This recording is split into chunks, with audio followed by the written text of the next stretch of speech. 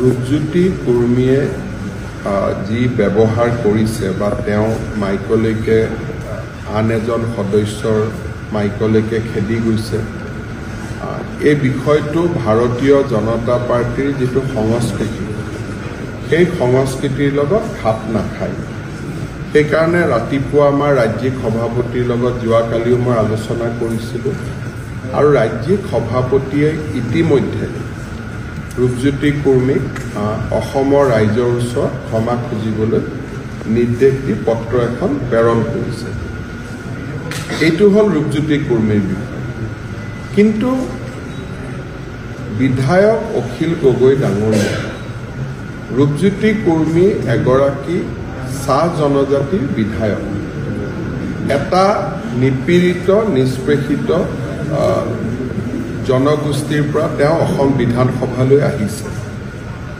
এজন বিধায়কে ভাষণ দি থাকোঁতে মন্ত্ৰীয়ে ভাষণ দি থাকোঁতে বিধায়কসকলে কেতিয়াবা মাজত ৰখাব যত্ন কৰে কিন্তু যোৱাকালি মই যেতিয়া ভিডিঅ'টো ভাল কৰি চাইছোঁ তাত এটা দেখা পাইছোঁ যে ৰূপজ্যোতি কুৰ্মীয়ে ভাষণ দি থাকোঁতে অখিল গগৈ ডাঙৰীয়াই বাৰে বাৰে তেওঁক বাধা দিবলৈ চেষ্টা কৰি আছে আৰু কেতিয়াবা মই ভাষণ দি থাকোঁতে অখিল গগৈ ডাঙৰীয়াই এনেকুৱা ধৰণৰে ঘটনা কৰে মোৰ অলপ 25 বছৰ বিধানসভাত হৈ গ'ল কাৰণে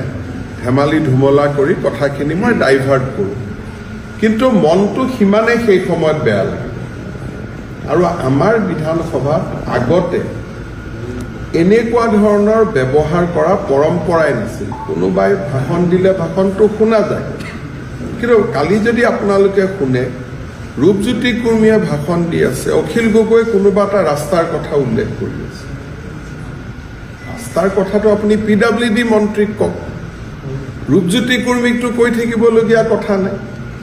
গতিকে ৰূপজ্যোতি কুৰ্মীৰ ব্যৱহাৰখিনিক লৈ আমি দুখিত কিন্তু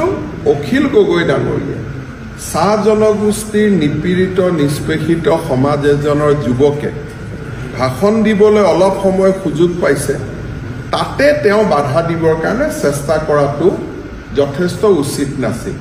গতিকে কোনোবাই ৰূপজ্যোতি কুৰ্মীৰ ব্যৱহাৰৰ 2 মিনিটৰ ভিডিঅ'টো নাচায় যদি 5 মিনিট আগৰ পৰা 5 মিনিট পিছলৈকে চায় মই ভাবোঁ ৰূপজ্যোতি কুৰ্মীৰ লগতে অখিল গগৈ ডাঙৰীয়াই ৰাইজৰ ওচৰত ক্ষমা খুজিবলগীয়া হ'ব Assam Focus